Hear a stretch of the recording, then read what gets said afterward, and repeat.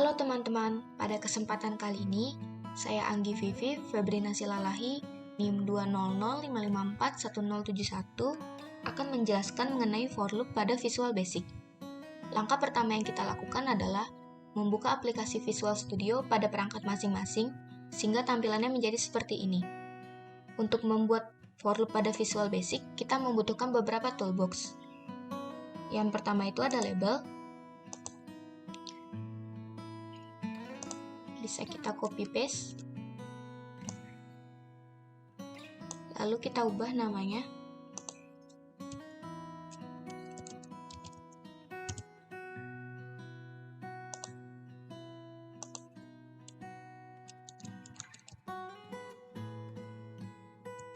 Kita ubah menjadi start dan end. Lalu yang kedua itu ada text box.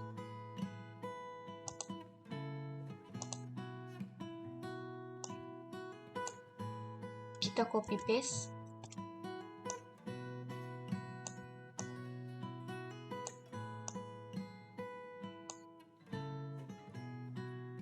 lalu kita ganti name-nya menjadi txtn dan txt start. Lalu yang ketiga kita membutuhkan list box.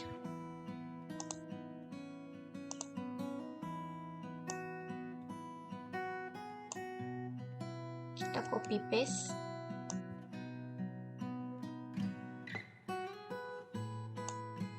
Dan yang terakhir kita membutuhkan button.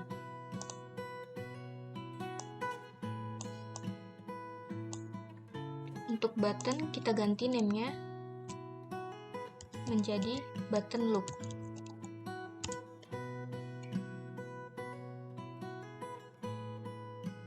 Lalu tidak lupa mengganti teksnya menjadi loop.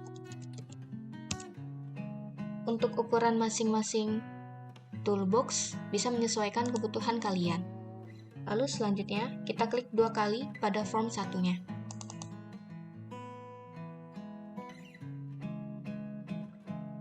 Sehingga kita dialihkan ke bagian pengkodingan. Lalu kita ketik for A sama dengan 1 sampai 100. Listbox 2.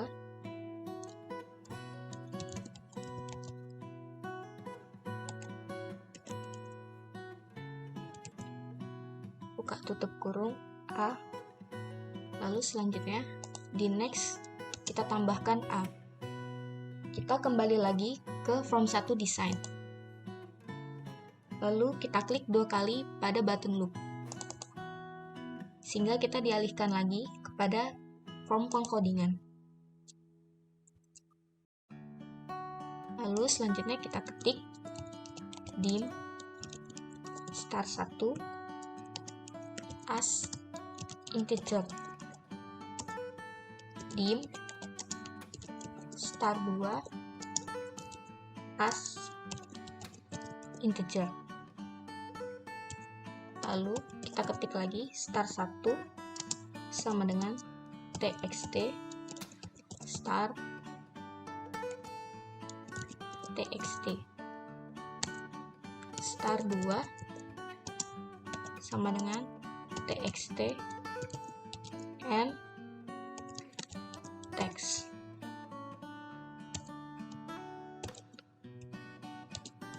Lalu kita ketik lagi for A sama dengan start 1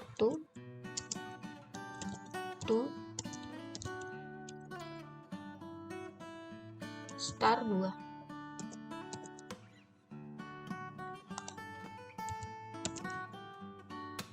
Lalu kita enter list box 1 item add buka tutup kurung A. Lalu untuk next-nya kita ketik A. Sehingga pengkodingannya menjadi seperti ini. bisa kita lihat tidak ada error, lalu selanjutnya kita run.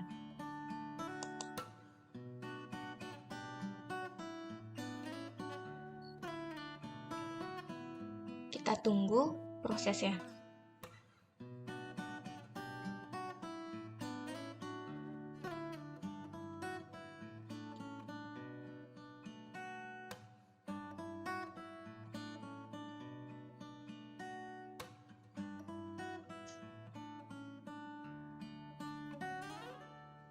Lalu form satunya akan muncul seperti ini. Bisa kita lihat, bilangan 1 sampai 100 itu langsung muncul pada list box kedua. Karena pada pengkodingan yang pertama, kita ketik for A sama dengan 1 sampai 100, sehingga dia memunculkan angkanya 1 sampai 100. Lalu, jika kita menginginkan angka-angka tertentu, misalnya 50 sampai 100, kita bisa ketik di start. Kita ketik 50 pada bagian start dan end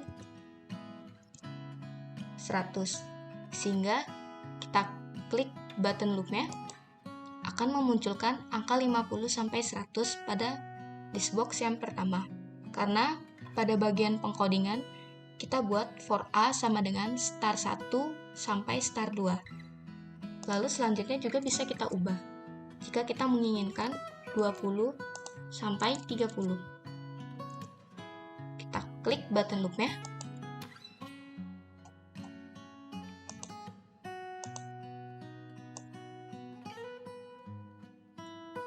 Sehingga selanjutnya dia akan memunculkan angka 20 sampai 30. Sekian video dari saya. Mohon maaf bila ada kesalahan dan kekurangan. Terima kasih.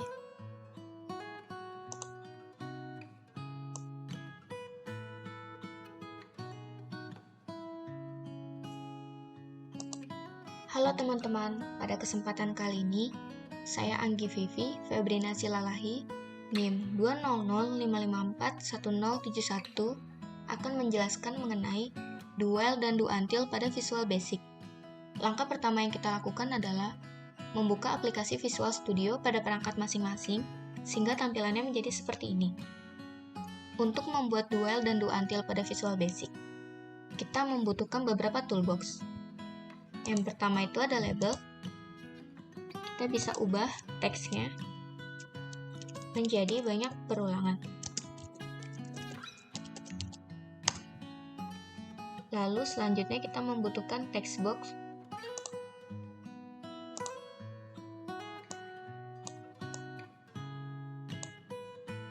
Untuk name-nya kita bisa ubah menjadi txt angka. Lalu selanjutnya kita membutuhkan list box.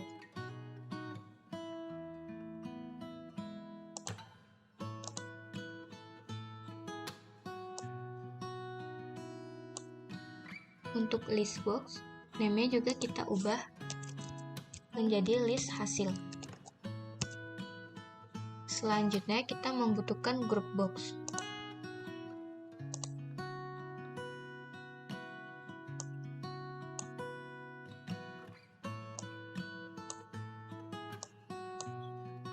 Untuk group box-nya, kita ganti teksnya menjadi jenis perulangan. Lalu selanjutnya kita membutuhkan button sebanyak 3 buah. Kita copy paste.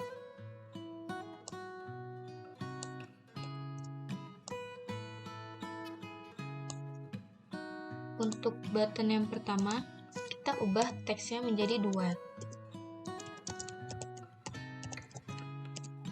Untuk button yang kedua, kita ubah teksnya menjadi do until. Lalu untuk button yang ketiga, kita ubah teksnya menjadi end.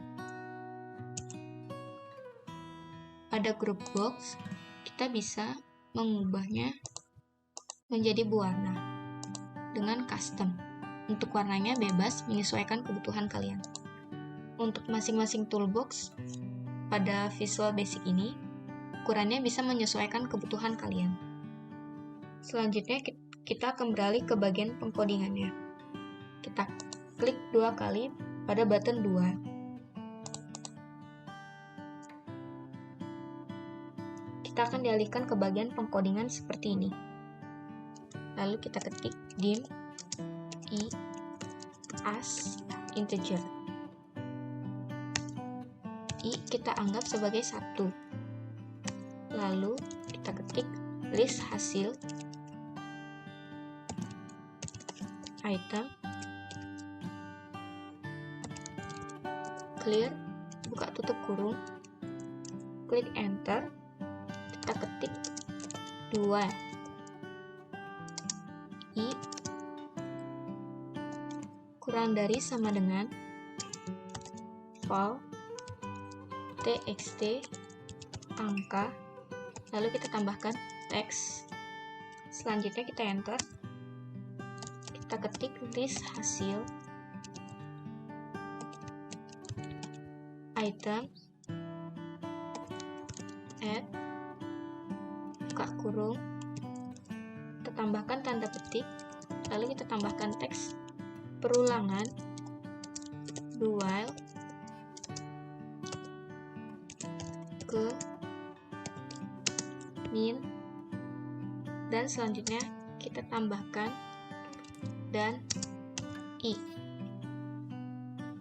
Kita enter, i sama dengan i ditambah 1. Ini untuk pengkodingan dual. Selanjutnya kita akan beralih ke from 1 desainnya. Kita klik 2 kali pada button do until.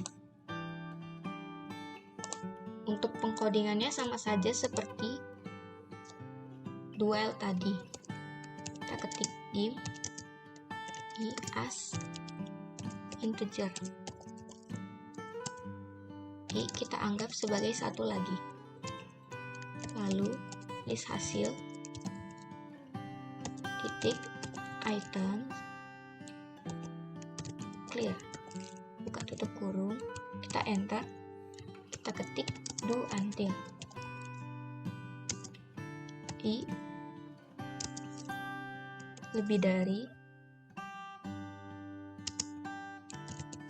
val txt angka teks. Selanjutnya kita enter, list hasil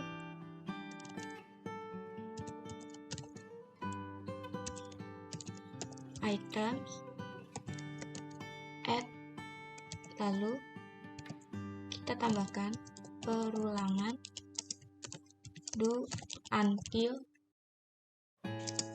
ke, kita tambahkan dan i. Selanjutnya i sama dengan i ditambah 1. Ini untuk pengkodingan do until. Yang membedakan do while dan do until adalah pada do while kita menggunakan kurang dari sama dengan, sedangkan pada do until kita menggunakan lebih dari sama dengan. Selanjutnya kita akan beralih lagi ke from 1 design. Kita klik 2 kali pada button N.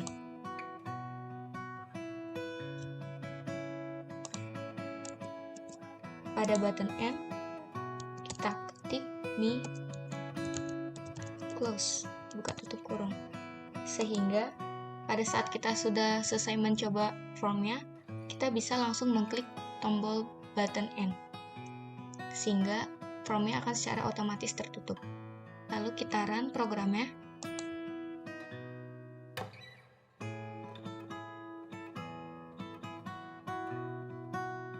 Kita tunggu prosesnya. Lalu akan muncul form satunya seperti ini. Untuk banyak perulangannya itu bebas, kita bisa masukkan berapa saja. Di sini saya akan mencoba 20. Kita klik pada button dual. Di sini akan muncul perulangan dual ke 1 sampai 20. Selanjutnya, ketika kita ingin mencoba yang do until, misal banyak perulangannya 10. Kita klik, maka akan muncul perulangan do until ke 1 sampai ke 10. Setelah itu, bisa kita end. Dan formnya akan tertutup. Sekian penjelasan saya mengenai do until dan do while. Mohon maaf bila ada kesalahan dan kekurangan. Terima kasih.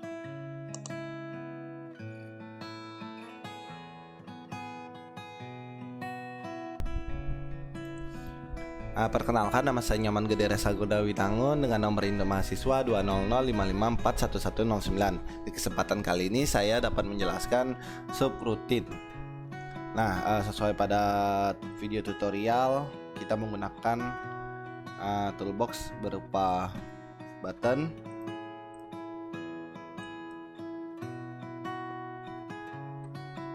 pada button ini kita kasih nama, misalkan jumlahkan.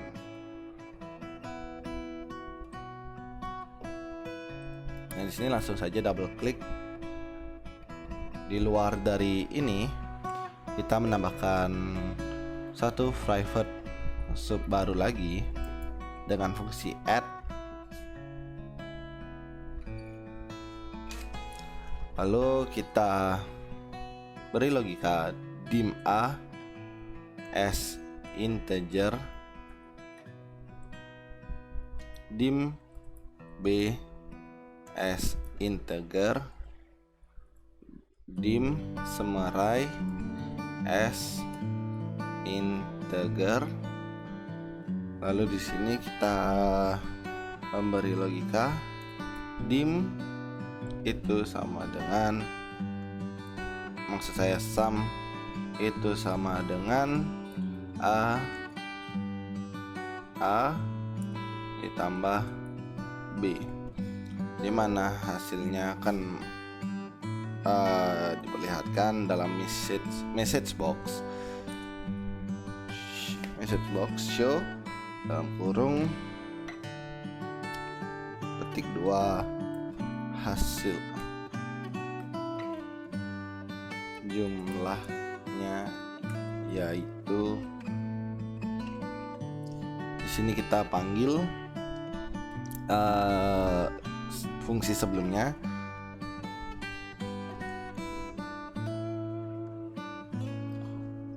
Nah, di button kita langsung memanggil fungsi add. Sekian. Lalu di sini program berjalan. Nah, di sini masih belum bisa dijumlahkan karena integernya belum kita beri logika, di mana seharusnya kita menambahkan A as integer dengan jumlah, misalkan di sini 12. Dan B saya fungsikan sebagai 13. Lalu saat program dijalankan, dia akan menjumlahkan kedua integer ini. Jumlahnya yaitu 25. Nah, namun di sini ada satu kelemahan dalam program seperti ini, yaitu di mana program ini hanya dapat menjumlahkan apa yang sudah kita atur dari awal. Nah, untuk itu kita harus menyesuaikan dengan apa yang diinginkan orang. Jadi orang bebas untuk menginput apapun yang ada di pikirannya sebagai kalkulator. Nah, di sini kita tambahkan text box 2. Nah, fungsi apa? Jadi dalam text box 1 ini akan memfungsikan integer A, dan di text box 2 adalah untuk integer B. Nah, lanjut pada pengkodingan. Dim A ini dan dim B dihapus. Lalu dalam add kita tambahkan fungsi by val A as integer, by val B as integer. Nah, di sini lalu pada fungsi di button juga add text box 1 dot text, text box 2 2.text. Nah, dengan fungsi ini kita jalankan program. Programnya kita bisa menambahkan angka sesuai yang kita mau. Misalkan di sini 65 dan integer B 15. Jumlahnya yaitu 80. Namun di sini program tidak akan berjalan jika misalkan kita menggunakan huruf. Dia akan terjadi error di sini karena huruf tidak bisa dijumlahkan. Sekian dari saya. Mohon maaf bila ada kesalahan kata. Terima kasih.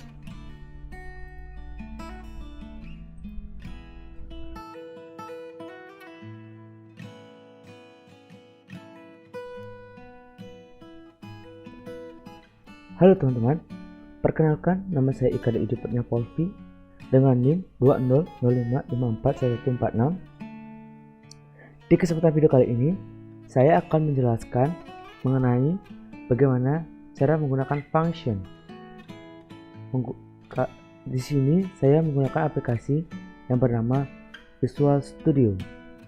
Baik, pertama-tama ini merupakan tampilan awal dari Visual Studio.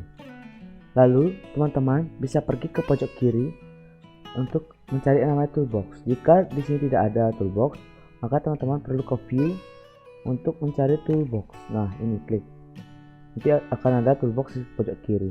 Setelah itu kita mencari komponen yang kita butuhkan seperti label, textbox, dan button. Oke, kita drag dulu labelnya. Oke, seperti itu. Lalu kita cari textboxnya, kita drag juga seperti tadi. Oke, ini untuk ukuran textbox teman-teman bisa sesuaikan ya dengan kebutuhan teman-teman sendiri. Lalu kita copy paste saja untuk labelnya, begitu juga dengan textboxnya. Jika teman-teman tidak ingin mengcopy paste, teman-teman bisa pergi seperti tadi ke toolbox lalu mencari label dan textbox ini, dua ini. Oke. Setelah itu kita perlu mencari yang namanya button. Button nanti akan sebagai tanda untuk mengeluarkan outputnya. Oke, setelah itu kita klik Ctrl C lagi atau Ctrl copy dan paste untuk textboxnya dan labelnya. Oke, seperti ini. Nah, lalu teman-teman bisa rename dulu labelnya dengan yang teman-teman inginkan. Misalnya karena di sini saya akan ngasih yang namanya input 1, artinya label 1 akan ditugaskan untuk masuk nanti akan diinputkan sesuatu, input satunya. Setelah itu label 2 saya akan kasih dengan nama input 2. Oke, setelah label 1 dan label 2 sudah, lalu kita ke label 3. Label 3 ini kita tugaskan dia untuk menjadi output. Oke, setelah output jadi, lalu kita button untuk memberikan nama dengan hasil.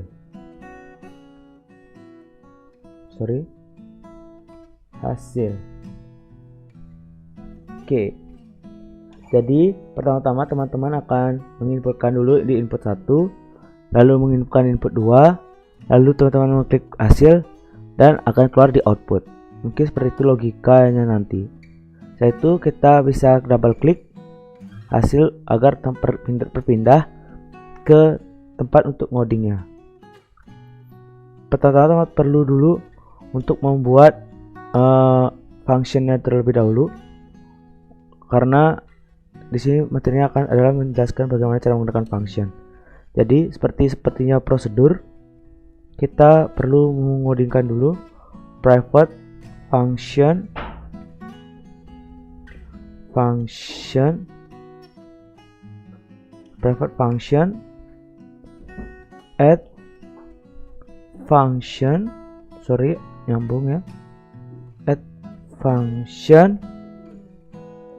kurung add by value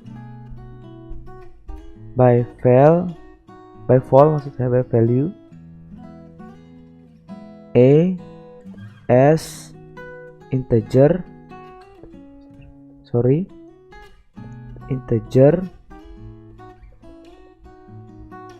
Oke, setelah itu koma by value b as integer. Oke, setelah itu expect tipe datanya juga integer. Oke, setelah private function kita perlu enter saja, lalu akan keluar end functionnya. Jadi ini awalnya, ini akhir untuk functionnya. Setelah itu kita masukkan variabel yang namanya sum, artinya jumlah. Jadi di sini sesuaikan saja yang teman-teman inginkan. Karena di sini saya hanya penjumlahan, maka saya kasih nama variabel sum untuk memudahkan ingat. Oke, setelah itu kita tipe datanya, ini tipe data integer atau bilangan bulat. Lalu kita panggil lagi variabelnya yang setelah kita buat dengan memasukkan a plus b. Setelah itu kita perlu memberikan return atau mengembalikan nilainya atau value-nya. Oke, nilainya returnnya itu dengan nama variabelnya return sum. Oke, setelah itu kita perlu ke button kliknya tadi, lalu kita deklarasi variabel lagi dim, lalu kita panggil kita buat variabel baru yang namanya hasil. Tipe datanya integer.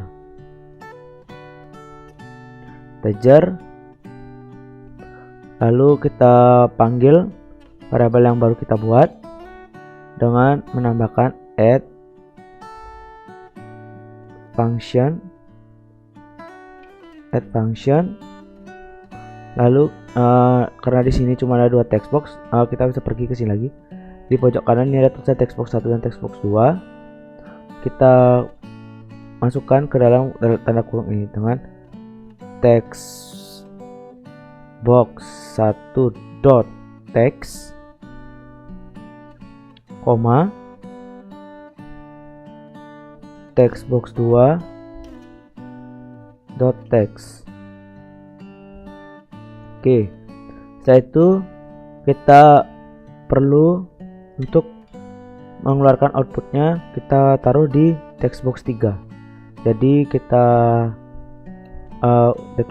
tulis dulu text box 3 dot text, karena outputnya saya akan taruh di text box 3. Jadi kita text box 3 dot text sama dengan hasil. Nah, seperti itu. Jadi pertama di text box 1 akan diinputkan, lalu di text box 2 akan inputan kedua, lalu kita klik hasil, maka akan keluar outputnya. Maka seperti itulah logikanya. Oke, function kita start. Kita coba programnya apakah berjalan.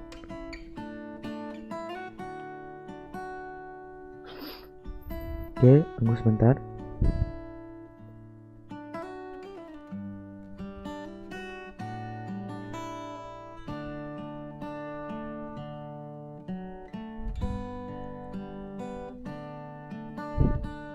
Oke, setelah itu kita ketik inputannya. Misalnya kita mau menjumlahkan 200 ditambah 200 atau ditambah 200, lalu kita klik hasil, maka 400.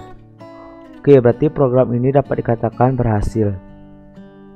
Oke, saya jelaskan resumenya atau hasilnya. Itu pertama kita deklarasi dulu atau kita buat dulu untuk functionnya, lalu kita buat prosedurnya yang sub ini prosedurnya. Jadi perbedaannya, kalau prosedur itu hanya membacanya langsung aja, kalau atau coding seperti biasa pada umumnya. kalau function itu mengembalikan nilai. Oke, sekian yang dapat saya sampaikan. Atas perhatiannya saya ucapkan terima kasih dan selamat menonton video tutorial berikutnya. Bye bye.